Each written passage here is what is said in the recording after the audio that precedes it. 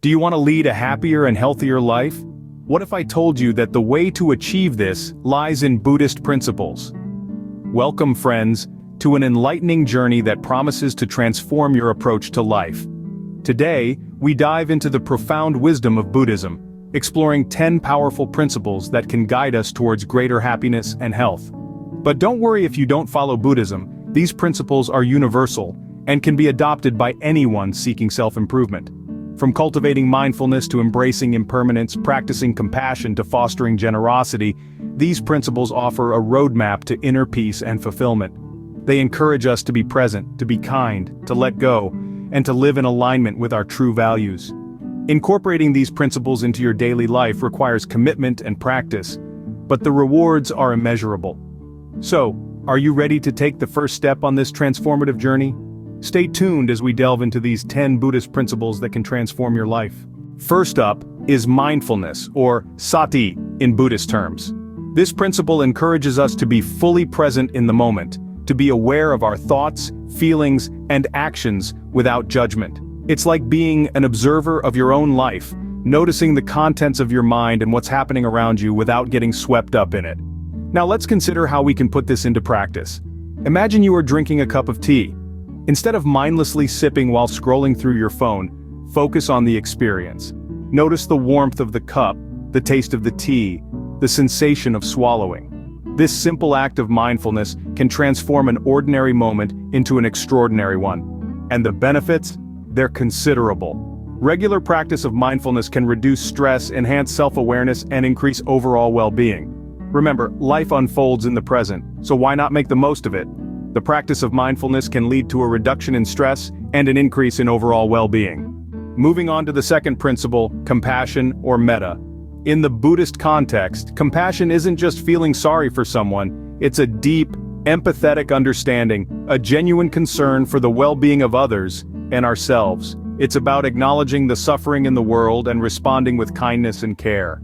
Cultivating metta can be as simple as wishing well for the person you pass on the street, or as profound as offering forgiveness to those who have wronged you. It's about extending warmth and love to all beings, without judgment or bias.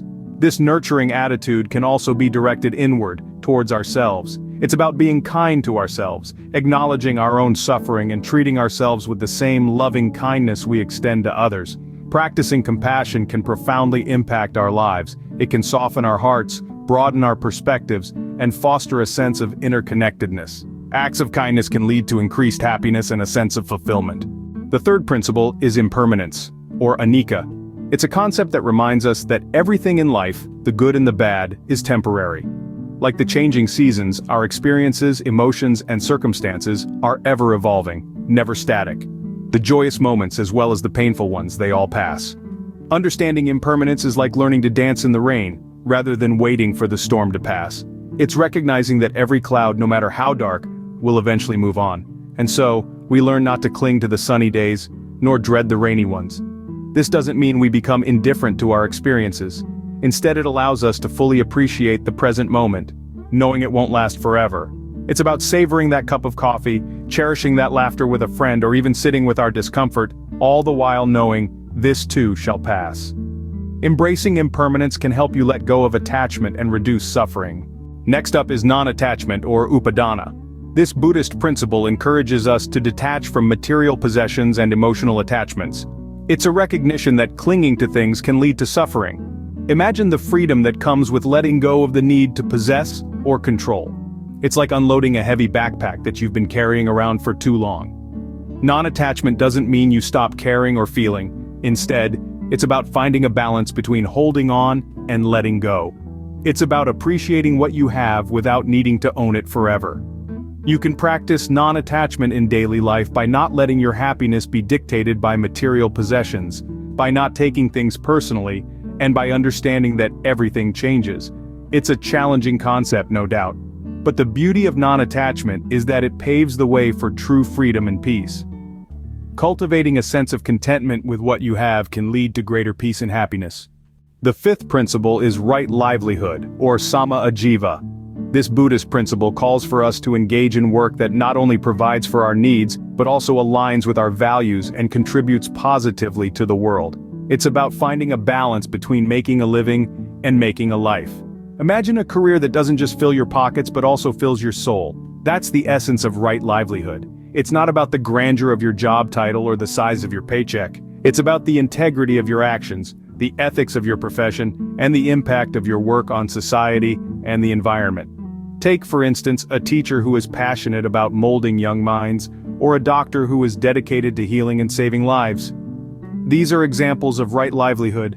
They're doing meaningful work that aligns with their values and contributes to the greater good. A meaningful and ethical livelihood contributes to a sense of purpose and fulfillment. Moving on to the sixth principle, right speech, or Samma Vaca. This principle places emphasis on the power of our words. It encourages us to communicate with honesty, kindness, and mindfulness. It's not just about saying the right things, but also about knowing when to remain silent. Picture this: we're at the center of a vast web of relationships, and each word we utter can either strengthen or weaken these connections. That's why we need to use our words wisely. Think about how you speak to your friends, family, and even strangers. Are your words kind, helpful, and truthful? Or are they often filled with gossip, harsh words, and divisive speech? Practicing right speech is not merely about avoiding harmful speech, but also actively using our words to inspire, to heal, and to spread positivity. It's about fostering understanding and empathy, about building rather than breaking bridges. Remember, positive communication can lead to healthier relationships. The seventh principle is right effort, or Samma Vayama. This principle encourages us to actively foster positive qualities within ourselves, such as mindfulness, compassion, and wisdom. It's about recognizing that growth and change require effort and intention. You cannot just wish for change, you must work for it. Consider your daily habits. Are there any that you'd like to alter? Perhaps you'd like to be more patient, more focused, or less reactive. Right effort means consciously striving to make these changes, to replace negative habits with positive ones. It's like tending to a garden. You must weed out the undesirable and water the desirable. This principle is not about punishing yourself for negative traits or habits, but about understanding that you have the power to change them. It's a process of self-improvement, of becoming the best version of yourself. Striving to overcome negative habits and develop positive ones can lead to personal growth. Next up is generosity, or dana. In the rich tapestry of Buddhist principles, generosity holds a unique place. It's about more than just giving material things. It's about the giving of oneself, time, energy, and kindness. It's about the willingness to share, to help, and to contribute positively to the world around us. Generosity is the antidote to selfishness, the balm that soothes the sting of isolation. When we give without expecting anything in return, we break down walls, we build bridges, we recognize our shared humanity, our interconnectedness. Imagine a world where everyone practices generosity. It's a world where kindness is the currency, where compassion is the norm, where love is the language spoken. So how do we cultivate generosity? Start small, share a smile, lend a listening ear, offer a helping hand. Remember, it's not about the size of the gift, but the spirit of giving. Acts of generosity can bring joy and foster a sense of interconnectedness. The ninth principle is gratitude, or Katannu. Gratitude is a profound feeling of thankfulness for the positive aspects of life, a recognition of the good in our lives, and an appreciation of the world around us. It is about focusing on what we have, as opposed to what we lack. This simple shift in perspective can bring about a profound change in our mental disposition.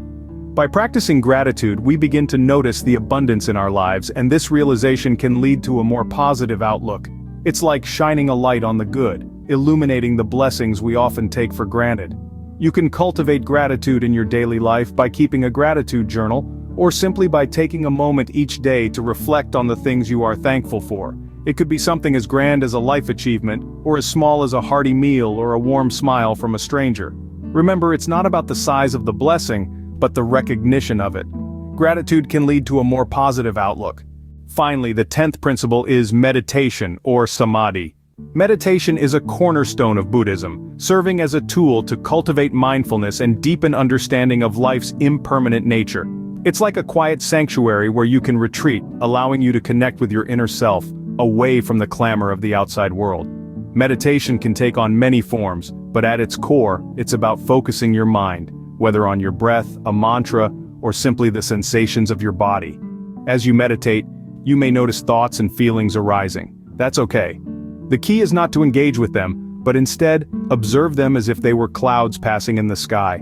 Starting a regular meditation practice may seem daunting, but remember, it's not about achieving a perfect state of bliss. It's about showing up, again and again, even if it's just for a few minutes each day. Meditation can help calm the mind, increase self-awareness, and promote overall mental well-being. There you have it, 10 Buddhist principles that can make a significant difference in your life. From practicing mindfulness and cultivating compassion, to understanding impermanence and practicing non-attachment, these principles offer powerful tools for personal growth. They encourage ethical livelihoods, positive communication, mindful effort, generosity, and gratitude. And let's not forget the transformative power of meditation.